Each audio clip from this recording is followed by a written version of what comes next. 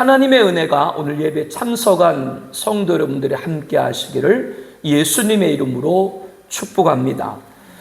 성경은 예수 믿고 구원받았다는 확신을 사망에서 생명으로 옮겼다라고 말씀을 합니다. 요한복음 5장 24절 말씀을 우리 함께 보겠습니다. 내가 진실로 진실로 너에게 이르노니 내 말을 듣고 또 나 보내신 이를 믿는 자는 영생을 얻었고 심판에 이르지 아니하나니 사망에서 생명으로 옮겼느니라. 이 말씀의 골자는 예수 믿으면 구원받는다는 것입니다. 믿는 자는 사망이 지배하는 영역에서 하나님이 지배하시는 생명의 영역으로 옮겨졌다라고 말씀한 겁니다. 이것은 틀림없는 사실입니다. 예수를 믿기만 하면 구원을 받죠. 또 중요한 것이 있는데요. 사망에서 생명으로 옮겼느니라 이 말씀이 또 한 군데 기록되어 있습니다. 요한일서 3장 14절 말씀입니다. 우리 함께 볼까요? 우리는 형제를 사랑함으로 사망에서 옮겨 생명으로 들어간 줄 알거니와 사랑하지 아니하는 자는 사망에 머물러 있느니라. 무슨 뜻입니까? 사랑하지 않으면 구원받은 사람이 아니고 아직도 사망의 자리에 그대로 있다라고 하는 말이죠. 예수 믿고 구원받았다는 사실을 증거하고 싶으면 사랑해야 한다라고 하는 겁니다. 사랑을 하는 사람이어야 사망에서 생명으로 옮겼다는 말을 할 수 있는 것이죠. 그러므로 우리가 구원을 논할 때 요한복음 5장 24절과 요한일서 3장 14절을 한데 묶어놓고 검토해야 됩니다.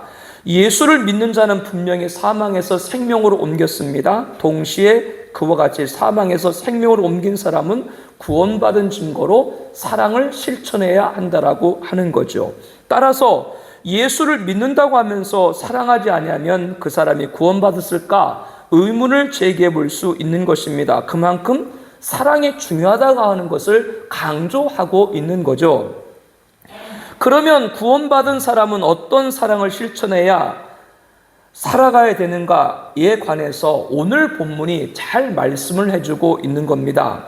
성경을 해석하는 전문적인 직업을 가진 율법교사가 예수님을 시험해서 망신을 줄 작정으로 선생님, 제가 무엇을 하여야 영생을 얻으리까? 라고 했습니다.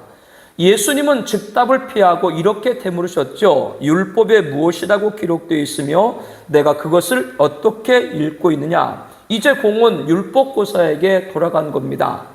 지체할 필요도 없이 유대인들이면 누구나 다 머릿속에 늘 담고 다닌다는 세마, 너희는 들으라 라는 신명기 8장 5절 이하의 말씀 자신 있게 외웠습니다. 마음을, 목숨을, 힘과 뜻을 다하여 주 하나님을 사랑하고 내 이웃을 내 몸처럼 사랑하라.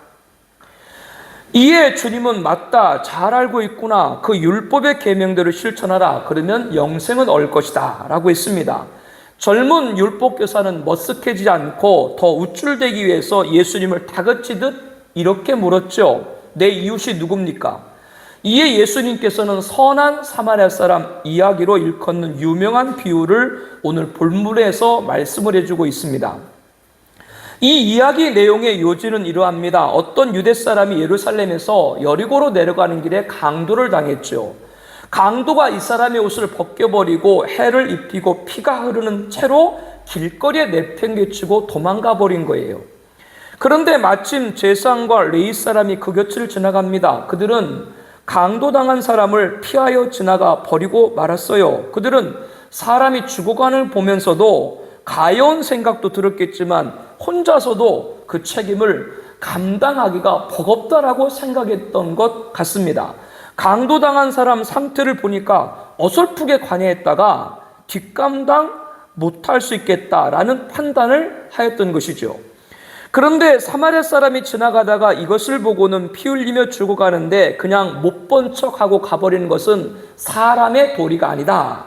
이렇게 불쌍히 여겨 연민의 정이 들어서 응급치료를 하고 올리브유와 포도주로 상처를 바르고 싸매준 뒤 자기 나귀에 태워서 여관으로 데리고 갔습니다.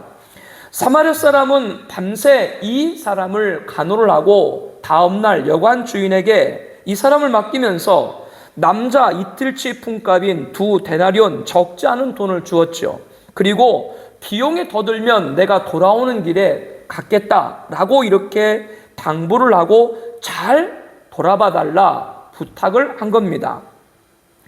그리고 자기는 가던 여행길을 마저 떠났던 거죠. 이 사마리아 사람은 강도 만난 유대 사람과 어떤 관계에 있는지, 어떤 종파, 어떤 부족인지 도무지 상관하지 않고 이렇게 선을 베푼 겁니다. 그렇게 이야기하고 나서 예수님은 이야기 종교를 율법사에게 묻는 질문으로 마칩니다. 피 흘리는 사람 앞에 세 사람이 지나갔는데 누가 이웃이겠느냐? 율법사는 서슴지 않고 대답을 하죠. 그거야 자비를 베푼 사마리아 사람이 강도에게 당한 사람 이웃이지요. 그러면 가서 너도 이와 같이 하라. 선한 사마리아 이의 이야기는 이렇게 끝을 맺습니다. 예수님은 이 위대한 비유를 하신 것은 사람들의 마음을 흔들어 놓기 위함입니다. 원고지 200자, 넉 장도 채 안 되는 짧은 이야기 안에 인간들이 지닌 문제의 핵심을 갈파하고 계신 것이죠. 그리고 오고 오는 세대의 모든 인간들이 질문하는 구원은 무엇이며 어떻게 가능한가? 구원받은 사람은 어떻게 살아야 되는가? 라는 것에 관한 길을 제시하고 있는 겁니다. 선한 사마리아 사람 이야기를 오늘 이 자리에 계신 분들이 보다 감동적으로 이해하려면 왜 예수님께서 팔레스타인의 여러 민족 가운데 하필이면 사마리아 사람을 캐스팅했는가? 이것을 알 필요가 있습니다. 사마리아는 고대 팔레스타인 북쪽의 갈릴리와 남쪽 유대 중간에 위치한 지역입니다. 그런데 기원전 722년 아수르가 북이스라엘을 침략을 하고 멸망당한 북이스라엘의 이 사마리아는 아수르 제국의 혼혈 정책으로 아수르 사람들과 통혼을 해야 했습니다. 또 사마리아 사람들이 믿던 하나님을 강제로 믿지 못하게 하고 아수르 우상을 경배하도록 강요를 받았죠. 이로 인해서 사마리아는 순수한 유대 민족의 혈통이나 종교에서 그 순수성이 크게 훼손이 되어버리고 말았습니다. 그야말로 혈통적 종교적으로 희생을 받은 거죠. 이런 사마리아 사람들은 유대 민족 주류 사회에 있어서는 개같이 취급을 했습니다. 어느 정도였는가 하면 남쪽 유대도 바벨론의 멸망대에서 포로 생활을 하고 난 뒤 고국으로 돌아와서 예루살렘 성전을 재건할 때 사마리아 사람들도 참여하려고 헌금을 모아 가져왔는데 너희들 같이 더러운 돈은 받지 않겠다 이렇게 천대했습니다.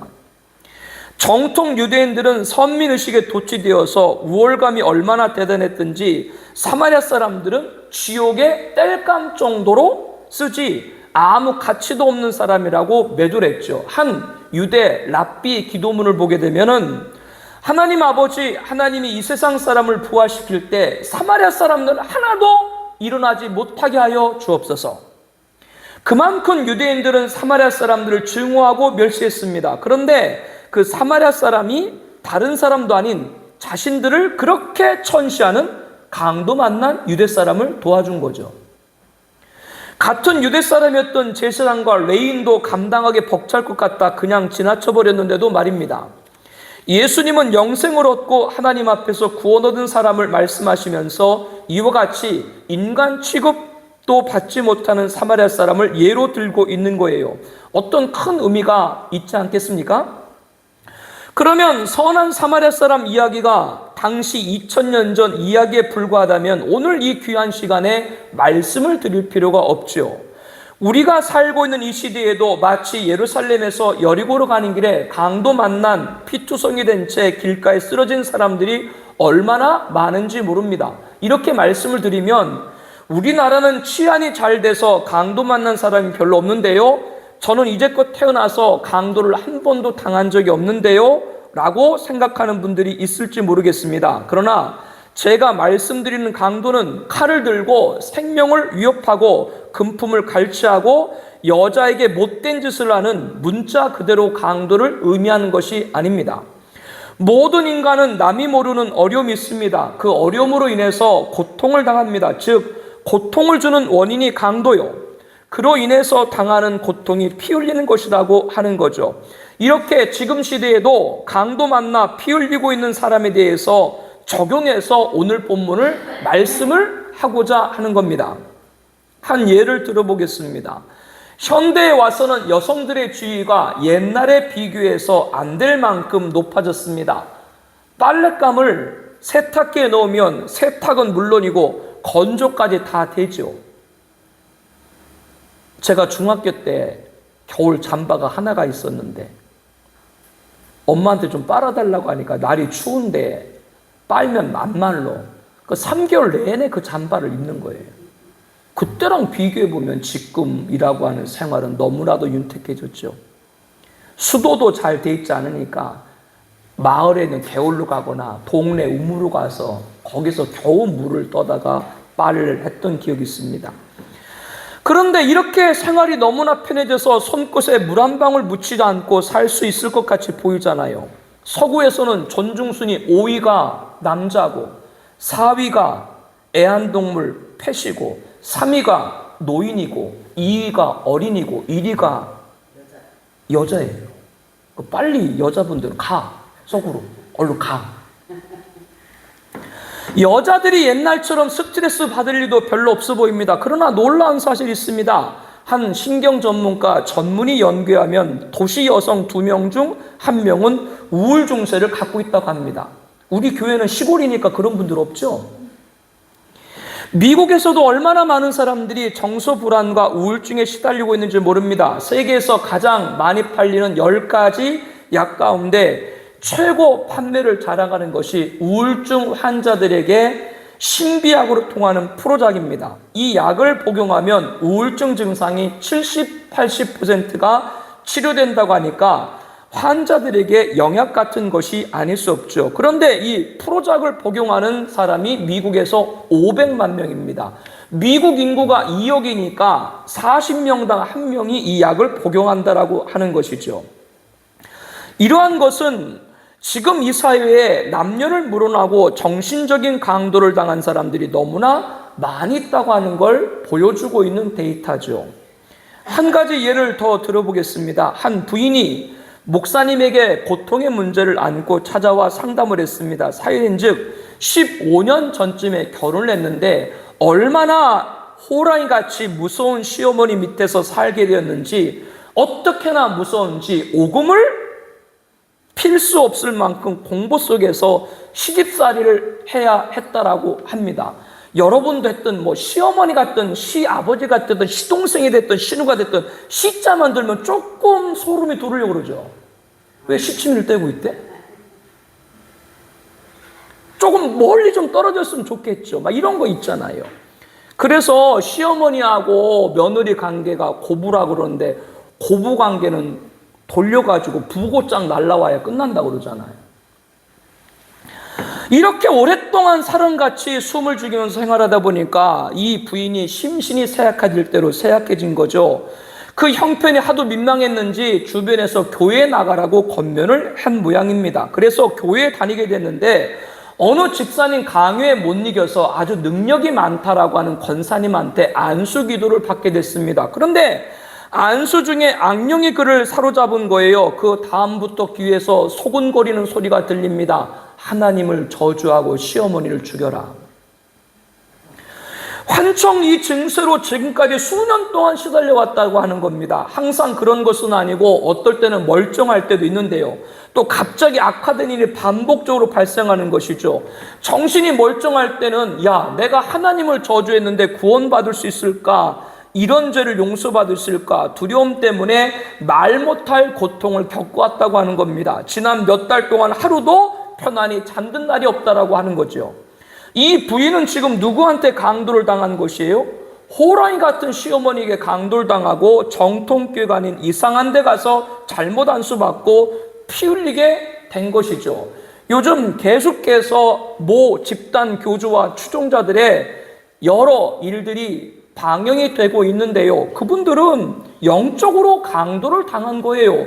그렇기 때문에 거기에 있음에도, 거기에 잘못된 일들이 보여짐에도 발을 떼지 못하고 계속 다니는 것이죠.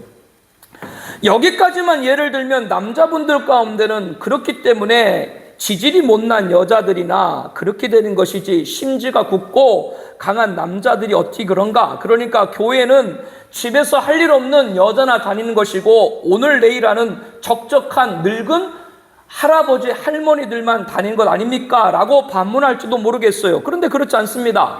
사내 대장부로 태어나서 세상에서 남부럽지 않은 명성과 존귀와 부가 있어도 강도 만난 채 피 흘리며 살아가는 남자분들이 많이 있죠. 성경에 보니까 아람 나라의 군대 장관 나아만 있습니다. 오늘로 말하면 합참의장이에요.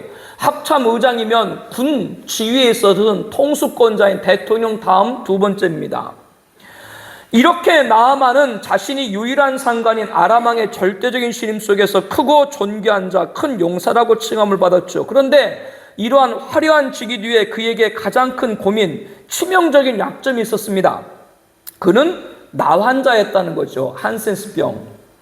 군마를 타고 처렁처렁 위용 있는 갑옷을 입고 수많은 군대를 이끌고 천하를 호령하던 막강한 힘도 자신의 문둥병을 고칠 수가 없었습니다.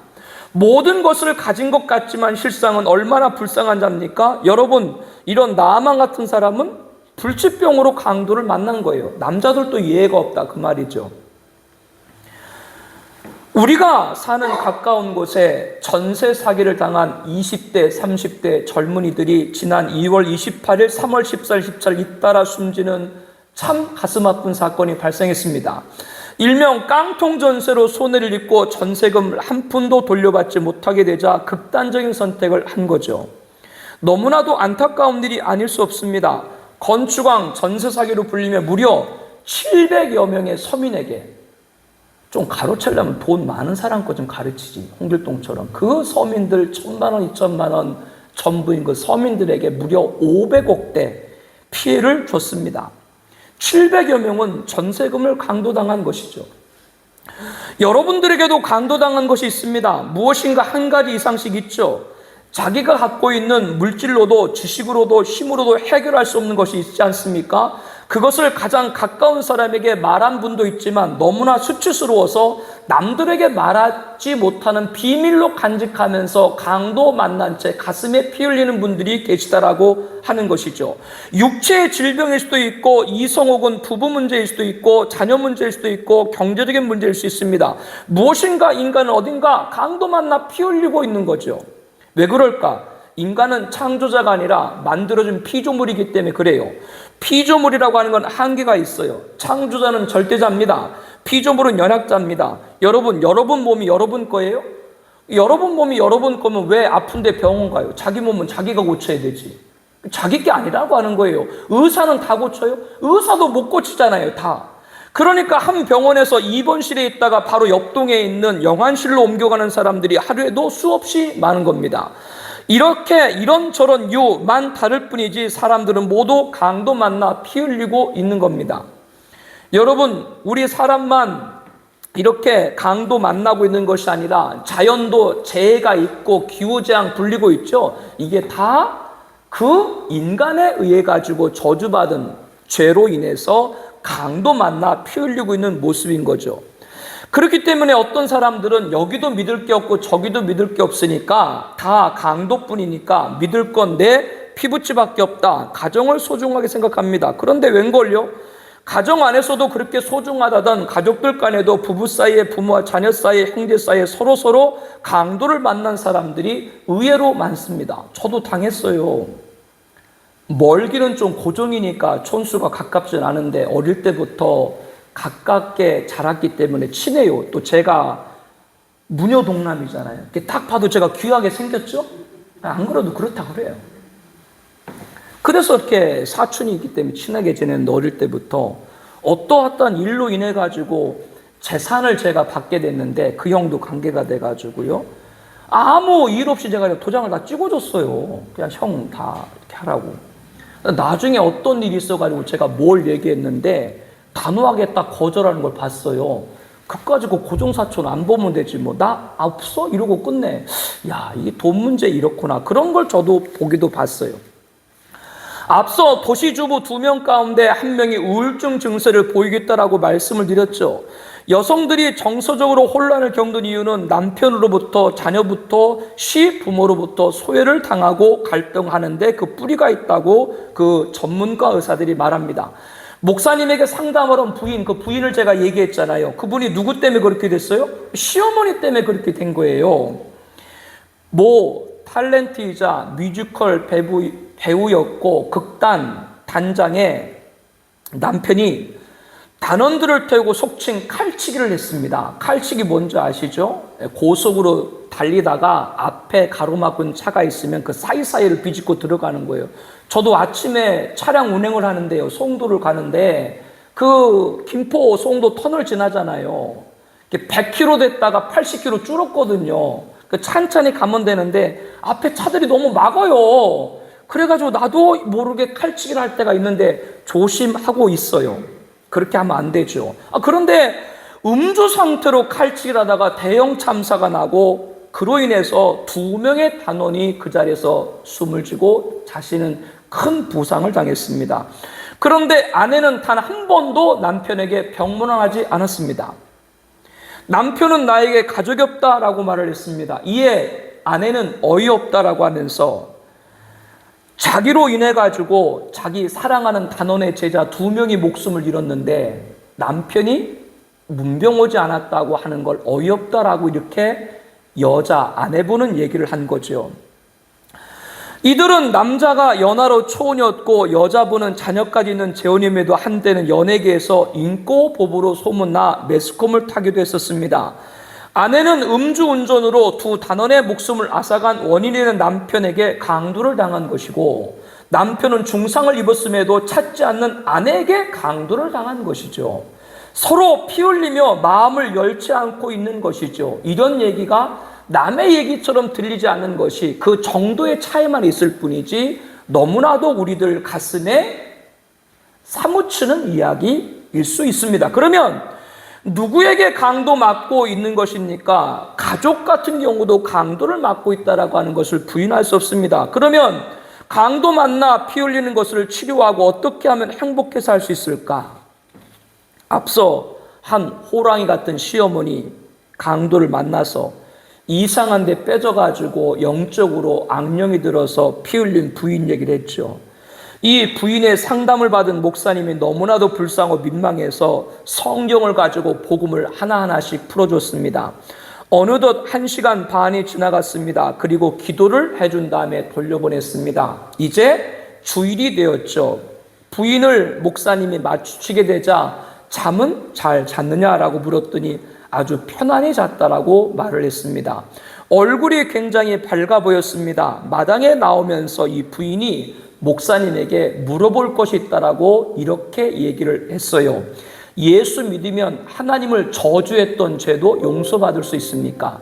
이때 목사님께서는 로마서 8장 1절 2절 말씀을 찾아 읽어줬습니다. 우리 함께 말씀 보겠습니다. 그러므로 이제 그리스도 예수 안에 있는 자에게는 결코 정죄함이 없나니 이는 그리스도 예수 안에 있는 생명의 성령의 법이 죄와 사망의 법에서 너를 해방하였습니다.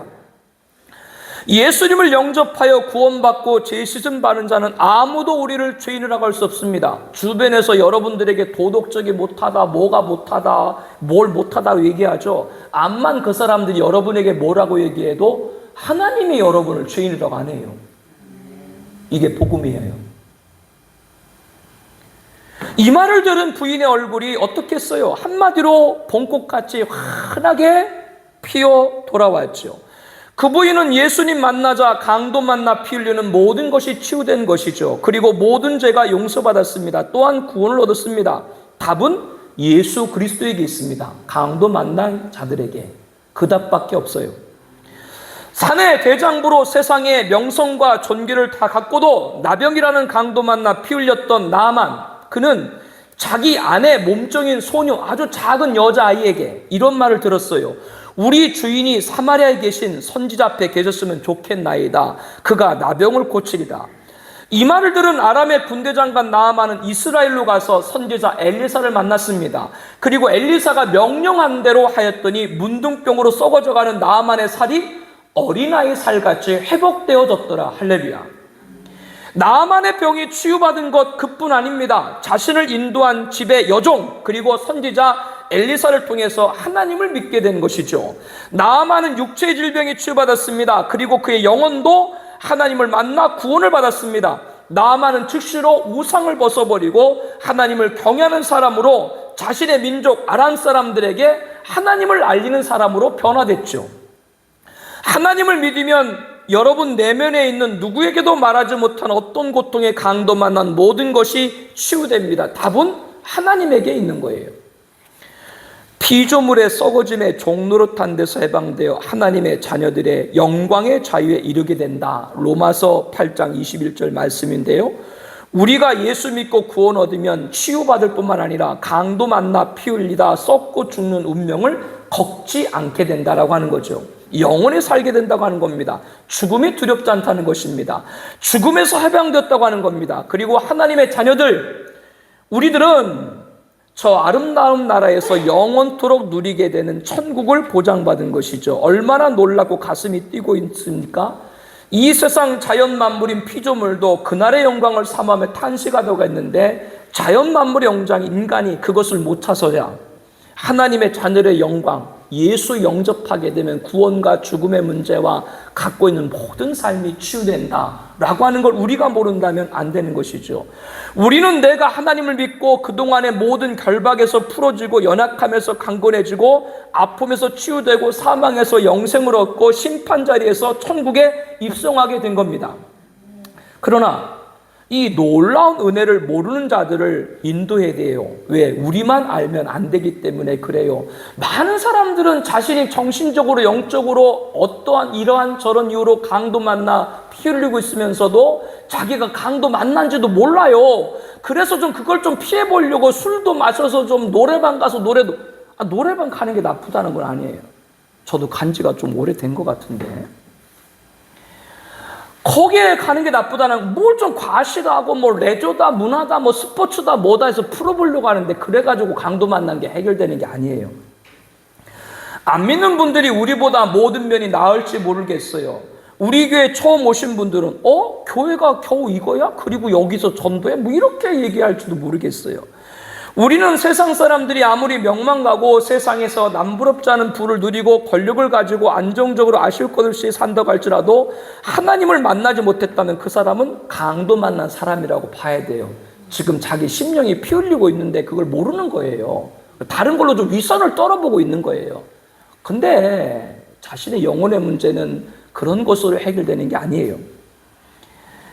인간은 누구나 어떤 고통이 있습니다. 완벽한 인간은 아무도 없어요. 존재하지 않습니다. 어딘가 남이 모르는 핸디캡이 있고 페인, 고통이 있습니다.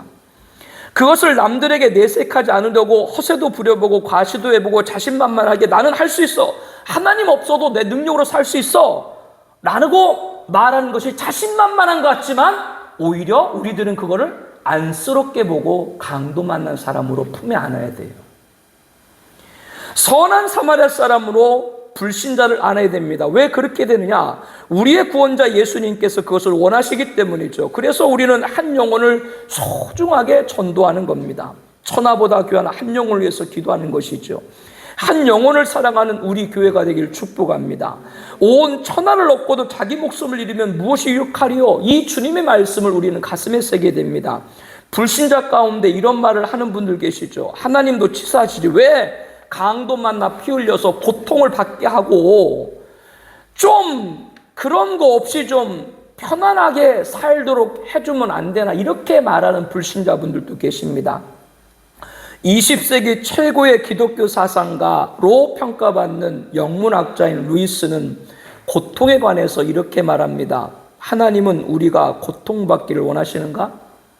하나님은 우리가 꼭 행복하기를 원하지는 않는 것 같습니다. 사랑할 줄 알고 사랑받을 줄 아는 우리가 철들기를 바라는 겁니다. 우리를 사랑하시기에 고통의 선물을 주시는 겁니다.